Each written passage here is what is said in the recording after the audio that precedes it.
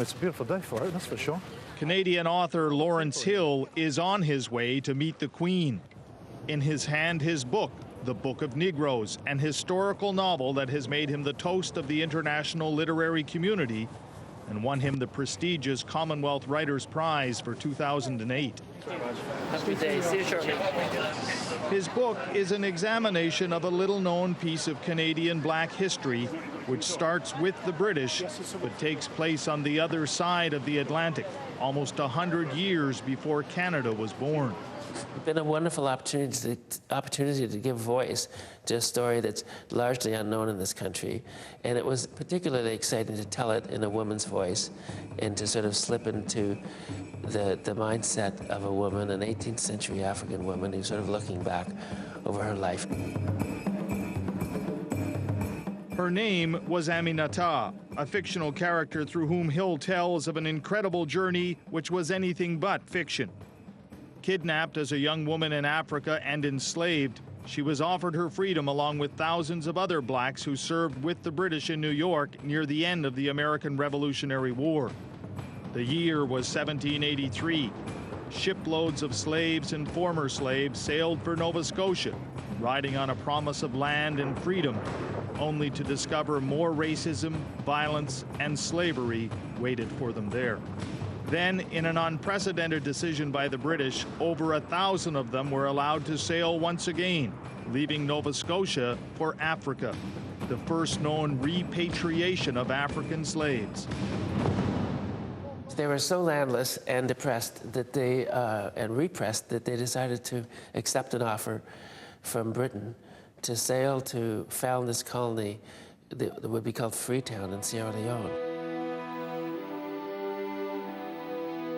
Hill says there tends to be a romantic Canadian view of our treatment of former slaves and a misguided sense that those who arrived in this part of Nova Scotia and other places in Canada somehow enjoyed a better life here than in the United States.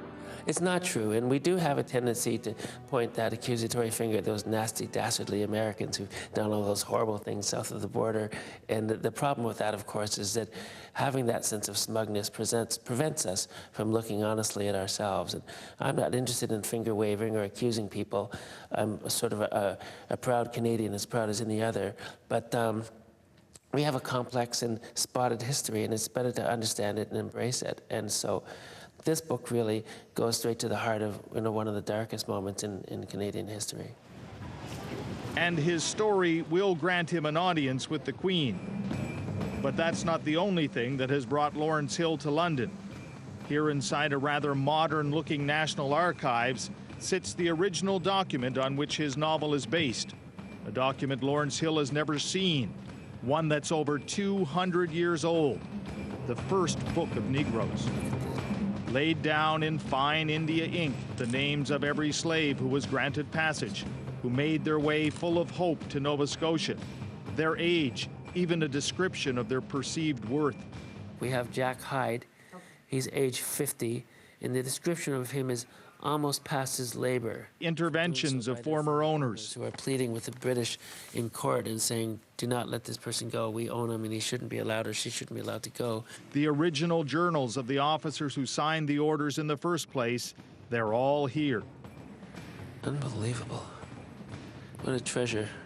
It's overpowering emotionally to encounter this document, and the vividness of their suffering and of their hopes seems that much more palpable when you come across it in this big script on these mammoth pages, hundreds of them and thousands of names. Mr. Hill and Dr. Collins, Your Majesty. But there's only one name on Queen Elizabeth's agenda at the moment: Lawrence Hill, Canadian author, winner of the Commonwealth Writers' Prize for 2008. You're the winner this year? I am. I got a little lucky this year. Lucky indeed, and a fitting conclusion for an author whose journey began with an idea to chronicle a little-known piece of Canadian-British history and ends with accolades from the Queen herself. Red Sharon, CBC News, London.